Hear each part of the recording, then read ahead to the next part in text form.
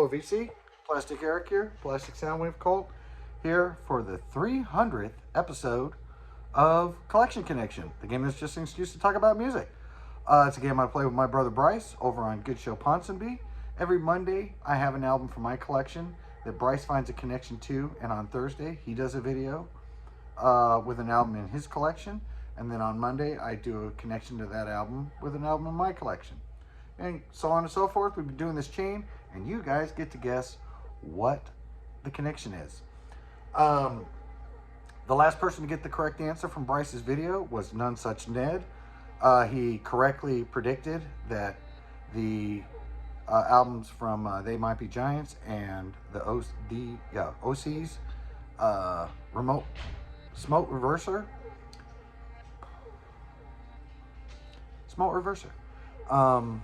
They're both those bands' 21st album, according to Wikipedia. There's some debate on that, but we're just going to go with Wikipedia.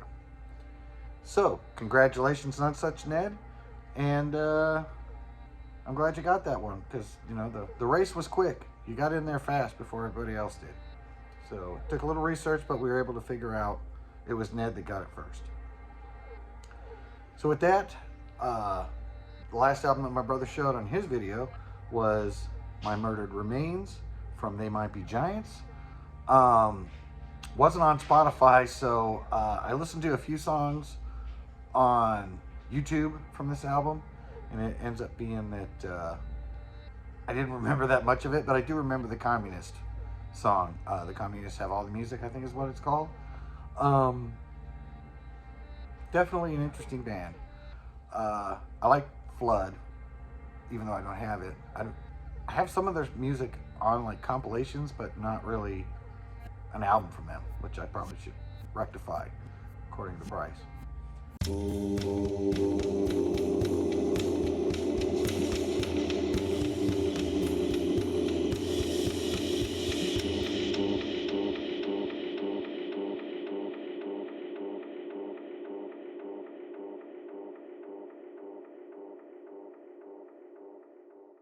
So, the album that I connected with They Might Be Giants album, which I guess it doesn't show up on Spotify, largely due to the fact that it's kind of a comp. It's all of their, I guess they had Dial-A-Song for a while, they did it, and then they didn't, and then they did it again, and it had something to do with technical issues. And these are those songs that were on the Dial-A-Song or something like that for them. So I could see kind of why that wasn't on Spotify, but nonetheless I was able to connect it to another album, and that album was Cracker.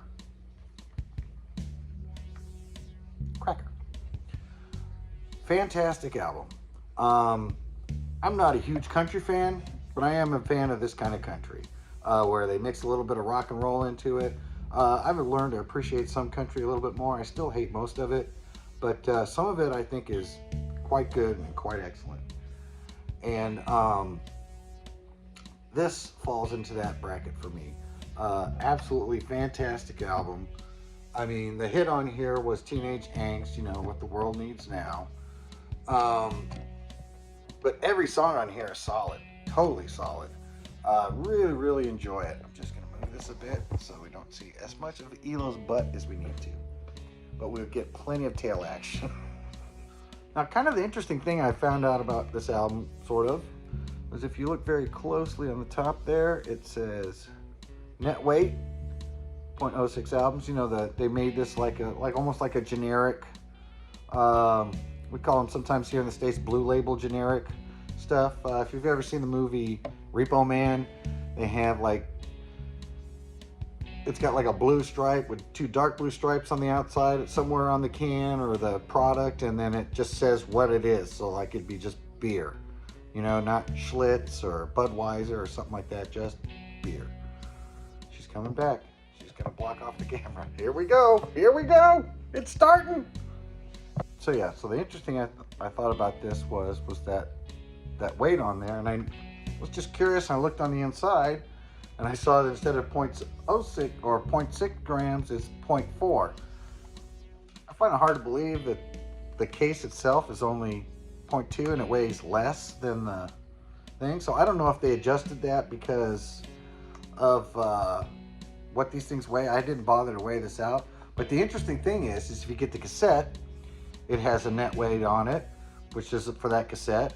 And then on the album, it's even more. It's like 4.6 for the net weight of the album. And that was on the original in 1992. Looks like it's only been pressed twice, both times in Europe. And then the funny thing is, they just put out in 2022 a brand new pressing on vinyl of Cracker's first album. And if you look at this picture, you can see right away they fucked up on the weight on the top.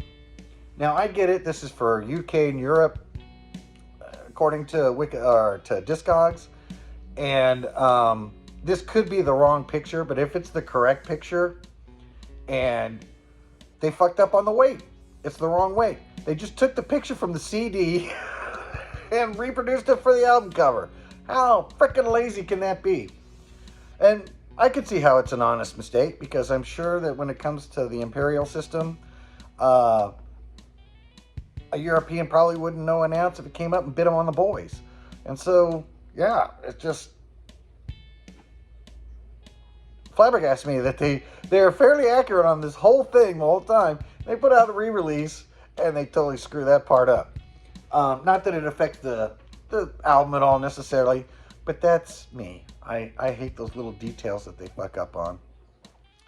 But I'm curious to know if anybody's gotten a repress of Cracker in 2022 or since then, and if it's possible to find out if they have the correct weight at the top, or if they, like I said, just snapped a picture of the frickin' CD cover and put that on there. And then the funny thing is it just says 0.06.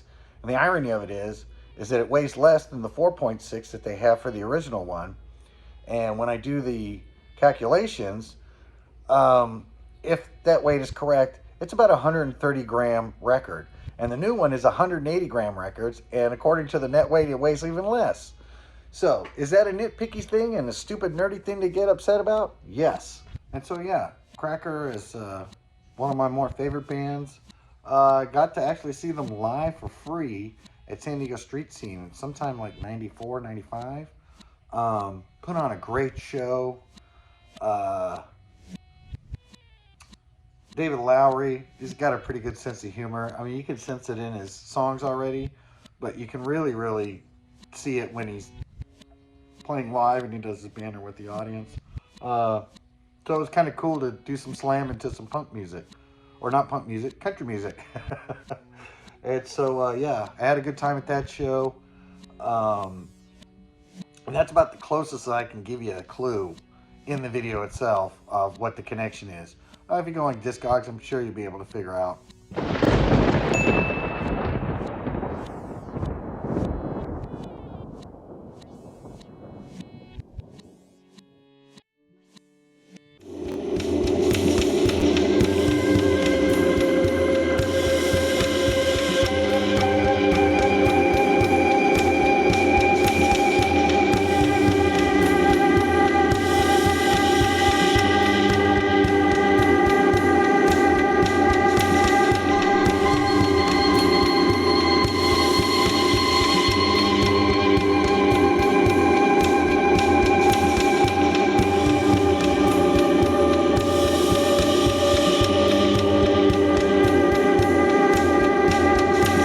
Meow, baby.